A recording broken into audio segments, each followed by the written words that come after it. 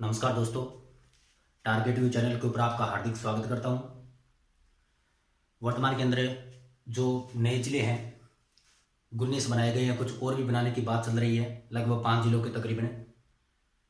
तो कुछ टॉपिक ऐसे हैं जो चेंज हो गए हैं, ज़्यादा नहीं हुआ है, बस लगभग मान लो 40% के तकरीबन ज्योग्राफी के अंदर ज़्यादा चेंज हुआ है, या फिर मान लो कोई इतिहास के अंदर कोई स्मारक है वो पहले वहाँ पर था, बाद में नया जिला बनाया वहाँ पर हो गया। तो बस ऐसे कुछ टॉपिक है जो चेंज हुए हैं। हमने लास्ट इतिहास का टॉपिक पढ़ा था, और इतिहास के टॉपिक के अंदर हमने जो 1544 के अंदर जैताकुंपा के मध्य एक युद्ध करवाया था शेरशाह सूरी के साथ मारवाड़ के इतिहास के अंदर, तो उसको आप एक बार वहीं पर रख देना। आज शुरुआत करते हैं एक नए टॉपिक से जिसका नाम है बीकानेर का इतिहास, और इतिहास कंप्लीट हो जाने के बाद में आपको कल्चर करवाया जाएगा इस चैनल के ऊपर। बीकानेर के इतिहास से शुरू करते हैं। बीकानेर वैसे तो लगभग से लोग यहाँ पर जाते हैं, लगभग से सेंटर है वो यहीं पर आते हैं बीकानेर में। ऐसा सी देख लो कोई भी, और ऐसा भी मेरे ख्याल से कोई नहीं है जो बीकानेर गया हुआ नहीं है, हो सकता है कोई नया गया हो तो चले जाना। तो बीकानेर का जो पहले प्राचीन नाम था वो था बीकाणा। बीकानेर का प्राचीन नाम है बीकाणा। अब ये बीकानेर क्यों नाम पड़ा, ध्यान से सुनते जाना। राव जोधा के 5 बेटे थे, कुछ बुकों के अंदर 3 बताते हैं, और उसके अंदर जो 5वां पुत्र था वो बताते हैं कि राव बिक्का था। 5वें बेटे का नाम क्या था? राव बिक्का। 5वां पुत्र राव बिक्का।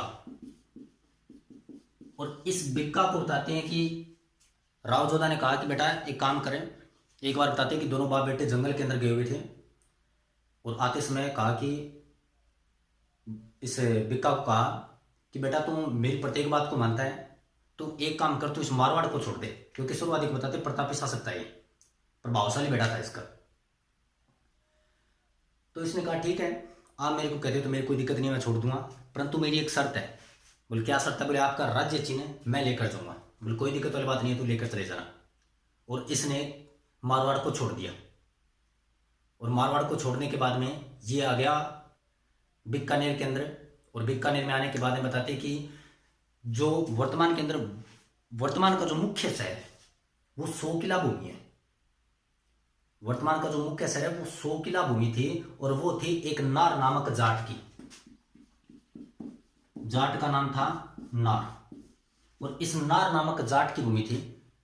तो इसको सबसे पहले तो ये पूछा था कि इस भूमि को आप बेच दो, तो इसने मना कर दिया, बोले नहीं आपके पास है वो और दे दो मेरे को। तो इसको कहा कि जो यहां पर जो भी मैं मनवाऊंगा वो उसके अंदर तुम्हारा नाम रख दूंगा। बोले हाँ ठीक है, ये मंजूर है। तो बिक्का नाम तो हो गया खुद का, और नार नाम हो गया इस जाट का, तो नाम पड़ गया इसका बीकानेर। और ये किसने बसाया था? राव बिक्का ने बसाया था, राव बिक्का ने। और बात है 1488 की। अब 1488 में बीकानेर बसा दिया।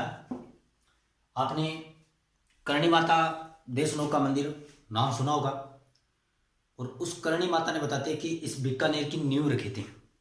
करणी माता ने बीकानेर की नींव रखी। करणी माता देशनोक बीकानेर के अंदर इसका मंदिर है। इसकी सगाई की थी देवपाजी चारण के साथ, परंतु इसकी बहन ने शादी की थी गुलाब ने, और फिर बाद में उससे उत्पन्न एक संतान हुई जिसका नाम था लाखा, और उस लाखा को गोद ले लिया करणी माता ने, और वो लाखा बताते कुलायत झील के अंदर बह गया। तो फिर ये जो चारण जाति के जो लोग हैं ये कोलायत झील को एक दर्शन करना भी ऐसो मानते हैं। जाना तो दूर की बात, अगर दर्शन भी हो जाए तो भी कहते हैं कि मैं हमारा आज ऐसुभ हो गया। ये था बीकानेर के बारे में कुछ नॉर्मल सी बातें। अब मैं आपको बताता हूं कि बीकानेर के अंदर एक तो एशिया की सबसे बड़ी ऊन मंडी है। एशिया की सबसे बड़ी ऊन मंडी बीकानेर में। बीकानेर शहर के अंदर एशिया की सबसे बड़ी ऊन मंडी है। नंबर 2 प्राचीन नाम बीकाना मैंने आपको बता दिया। इस बीकानेर का कौन सा शासक था जिसने खानवा के युद्ध में भाग लिया था? खानवा का युद्ध, खानवा का युद्ध सबको पता है 1527 के अंदर हुआ था। और सांगा और दूसरा शासक कौन था खानवा के युद्ध में? बाबर था। इस बाबर के साथ हुआ था। और इसके अंदर जो बीकानेर का जो भाग लेने वाला शासक था उसका नाम था कल्याणमल। कल्याणमल था। और इस कल्याणमल ने ही शेरशाह सूरी की अधीनता स्वीकार की थी। पहला शासक था ये। ठीक है, ये बातें थी कुछ बीकानेर शहर के बारे में। अब शुरुआत करते हैं बीकानेर के जो प्रतापी शासक हुए और किस शासक ने क्या क्या बनवाया था उसके बारे में पढ़ेंगे। सबसे पहले तो शुरुआत करते हैं बिक्का जी। शासक का नाम क्या है? बिक्का, राव बिक्का। राव मैंने आपको बता दिया कि मारवाड़ के जो शासक थे उसके नाम के आगे राव लगता है और उसी से ये वंश आया है। तो बीकानेर वालों के नाम के आगे भी क्या लगेगा?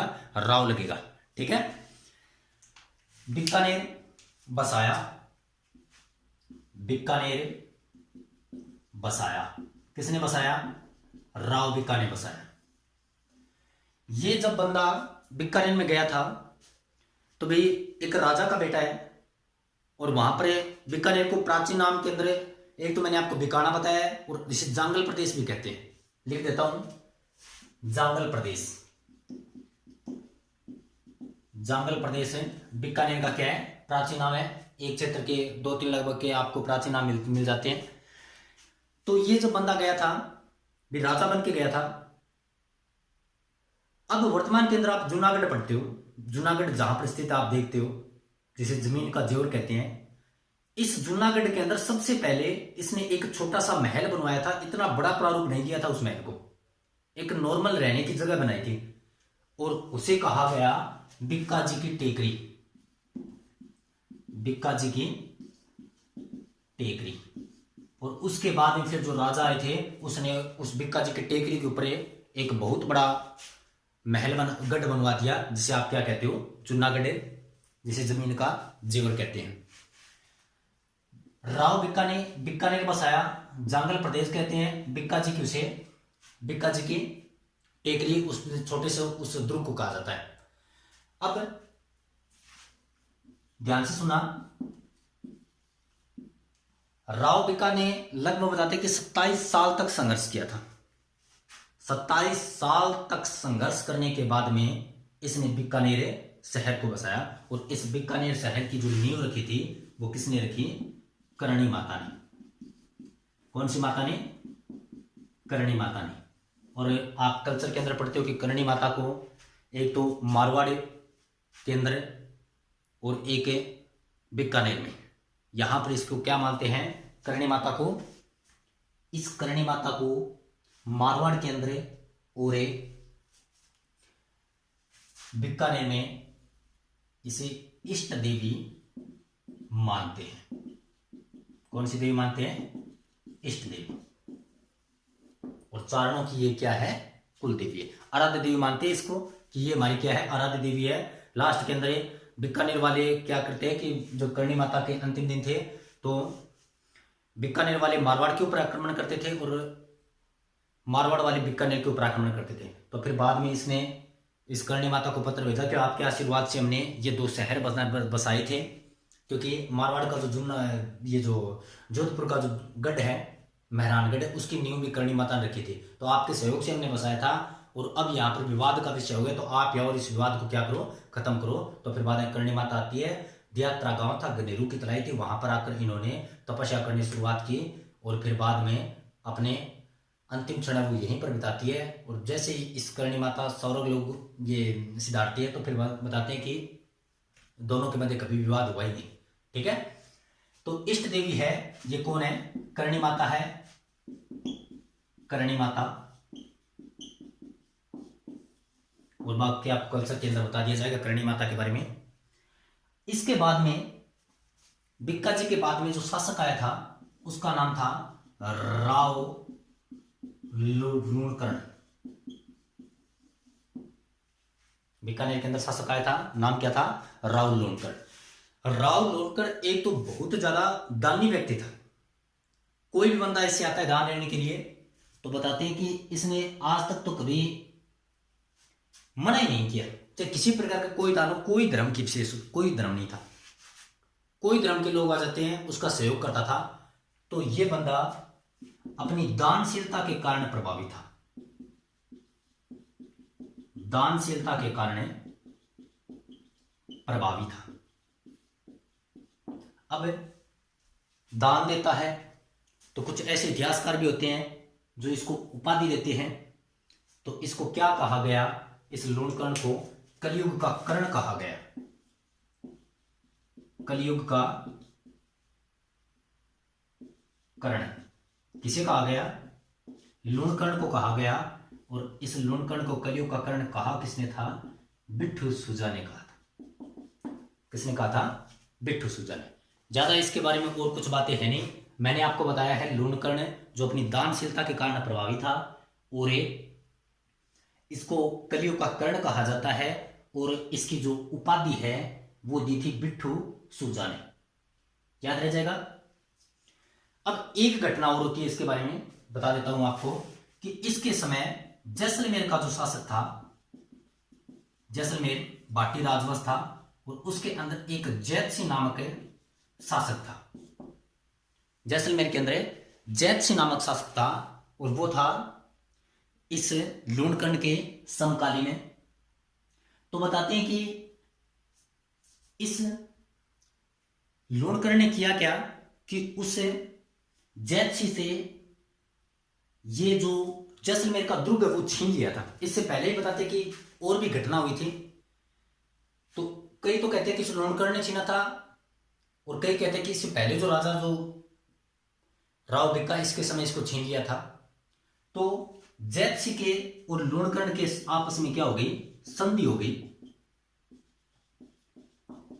क्या हो गई? आपस में संधि हो गई और इस संधि के तहत इसने जैसलमेर दुर्ग को वापस लौटा दिया। लिख देता हूं, जैसलमेर दुर्ग वापस लौटा दिया। किसको लौटा दिया? लूणकर्ण को। ये थे बीकानेर के दो प्रमुख राजा। अब इसके बाद में जो शासक आता है उसका नाम है राव जैत सिंह। शासक का नाम क्या है? राव जैत सिंह। उस राव जैत सिंह से शुरुआत करते हैं। बीकानेर का इतिहास बहुत ज्यादा रोचक इतिहास है, ज्यादा बड़ा भी नहीं है क्योंकि 1488 के अंदर तो ये बना ही था और फिर बाद में लगभग 400-500 साल का इतिहास है। इसके बाद में जो शासक आया था उसका नाम था राव जैत सिंह। शासक कौन है? राव जैत सिंह।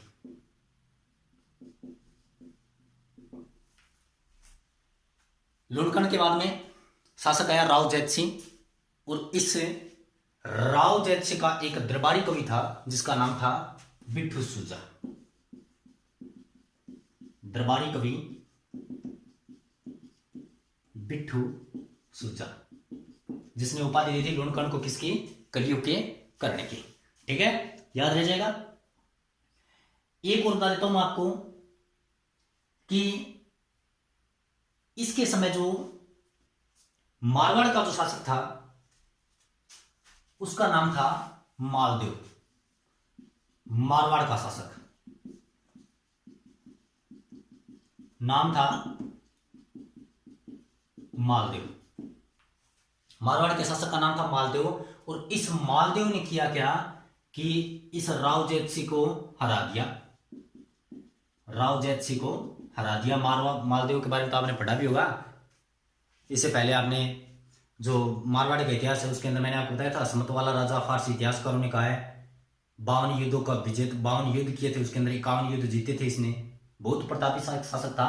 तो इस राव जैत सिंह को इसने क्या किया था? हरा दिया था। किस युद्ध के अंदर हराया? और उस युद्ध का नाम था पहोबा का युद्ध। लिख देता हूं मैं यहां पर। मारवाड़ का था मालदेव और इधर बीकानेर का था जैत सिंह, दोनों के मध्य आपस में युद्ध हुआ। इस जैत सिंह की क्या होती है, हार होती है। जैत सिंह की क्या होती है, हार होती है।